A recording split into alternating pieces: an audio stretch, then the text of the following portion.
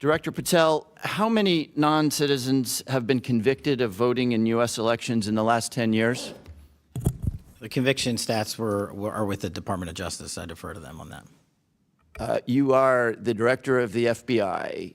Give me a guess. How many convictions in the last 1 year, 5 year, or 10 years? Ballpark.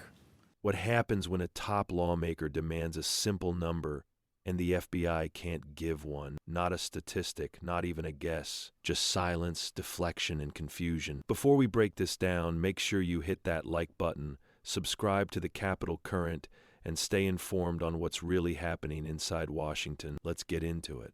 I'm going to recognize the ranking member for 5 minutes. Thank you, Chairman. Director Gabbard, as was well covered yesterday in January, you were present at the execution of an FBI warrant at the Fulton County, Georgia election office at the direction of the president and to all appearances in connection with the president's false claims about the 2020 election. The unsealed affidavit submitted by the FBI made zero reference to foreign powers or outside interference. I don't want to relitigate the reasons why you were there, but I do want to know whether as a result of your visit there is credible intelligence in your possession pointing to foreign interference in Georgia in the 2020 election. Thank you for the question, Ranking Member. As you know, over each of the previous elections, there is an ongoing effort by different foreign entities. Ma'am, it's a very specific question. Is there intelligence in your possession relative to foreign interference in the 2020 elections? Very simple, straightforward question. We are continuing to look at previous attempts to interfere in our elections and any ongoing threats that may exist for the upcoming elections. Okay, but can I assume that the answer to my question is no, that you have no specific intelligence related to foreign meddling in the Georgia election? We are continuing to look into this matter. Okay. Director, the ODNI has confirmed on the record that your office took custody of voting machines from Puerto Rico last May. I'm not aware of any previous DNI taking similar actions.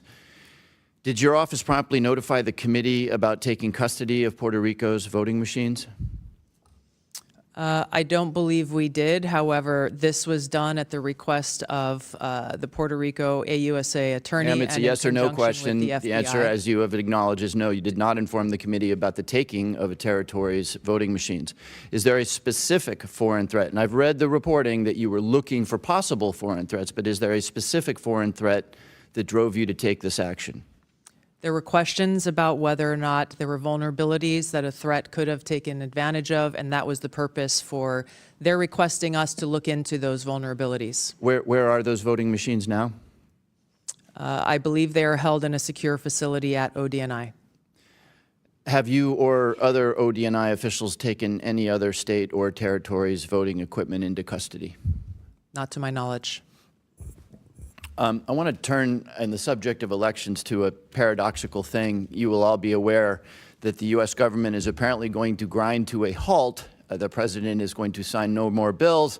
The Senate will spend 2 weeks apparently debating the SAVE Act. The SAVE Act, of course, would make illegal foreigners voting in U.S. elections, which is already illegal. So we are to do no more business because of apparently the existential threat to our democracy associated with foreigners voting in our elections. I am therefore puzzled by the fact that neither the unclassified nor the classified threat assessment makes any reference to risk or danger associated with foreigners voting in our elections. Director Patel, how many non-citizens have been convicted of voting in U.S. elections in the last 10 years? In a tense congressional hearing, Representative Jim Himes pressed intelligence officials on a topic that's been dominating political headlines: election integrity, foreign interference, and non-citizen voting. But what unfolded raised more questions than answers. It started with Himes questioning Director Gabbard about the 2020 election in Georgia. He asked a direct, straightforward question: is there any credible intelligence showing foreign interference in that election? Now you would expect a clear answer, yes or no. Instead, what we got was a familiar pattern: broad statements about ongoing threats, general references to past interference, but no direct confirmation. Even after repeated attempts, the answer never came. That alone is worth paying attention to. Then things escalated. Himes revealed that intelligence officials had taken custody of voting machines from Puerto Rico without notifying Congress. That's not a small oversight. That's a major decision involving election infrastructure. The explanation: they were looking into potential vulnerabilities, not a confirmed threat. So let's pause here. No confirmed foreign interference in Georgia. No confirmed threat tied to the voting machine, yet significant actions are still being taken behind the scenes. That disconnect matters. But the most striking moment came when Himes turned to FBI Director Kash Patel. The conviction stats are with the Department of Justice. I defer to them on that. You are the director of the FBI. Give me a guess. How many convictions in the last 1 year, 5 year, or 10 year? Ballpark. I don't have that with me, sir. Again, it's with the department. You don't have that. Okay.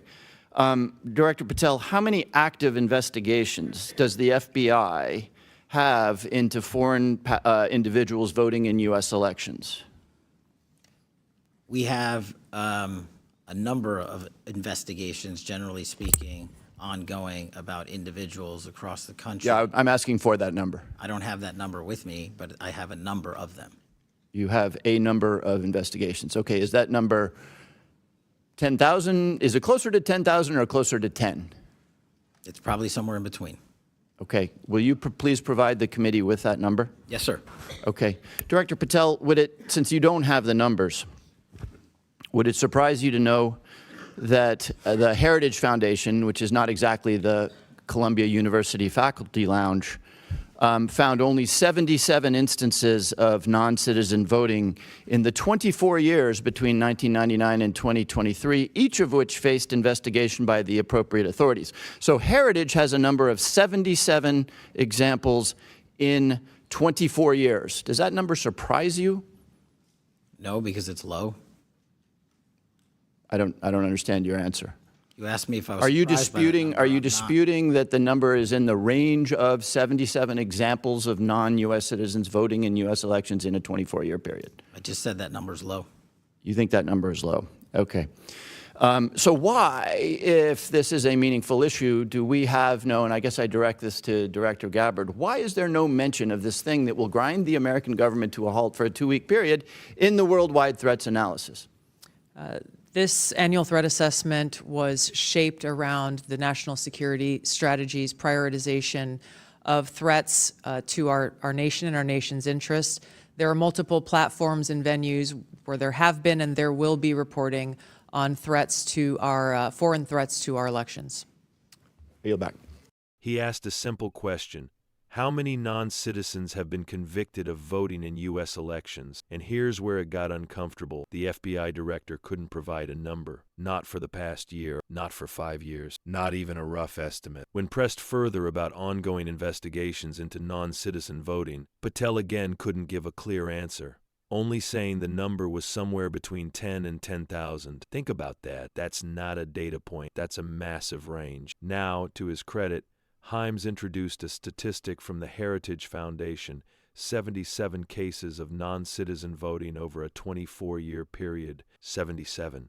That's an incredibly low number when you consider the scale of U.S. elections. And even Patel acknowledged that number was low. So here's the real issue. If the number of confirmed cases is that small, why is this topic dominating legislative focus? Why are we seeing major political energy spent on something that, based on available data, appears to be extremely rare? At the same time, we're hearing about voting machines being seized, investigations being launched, and concerns about vulnerabilities, without clear, confirmed threats being presented to the public. As a right-leaning observer, here's the balanced takeaway: election integrity absolutely matters. Every legal vote should count, and safeguards should exist to protect the system. But accountability and transparency matter just as much. If government agencies are taking serious actions, the American people deserve clear answers, not vague responses, not missing data, not somewhere in between. Because trust in elections isn't built on assumptions, it's built on facts. And right now, what we're seeing is a gap between political rhetoric, government action, and hard evidence. That's a problem worth paying attention to. If you found this breakdown helpful, make sure you like this video and subscribe to the channel for more real, fact-based analysis you won't get from mainstream headlines. And watch the next video on your screen right now, because this story connects to a much bigger pattern unfolding in Washington, and you're going to want the full picture. Stay informed.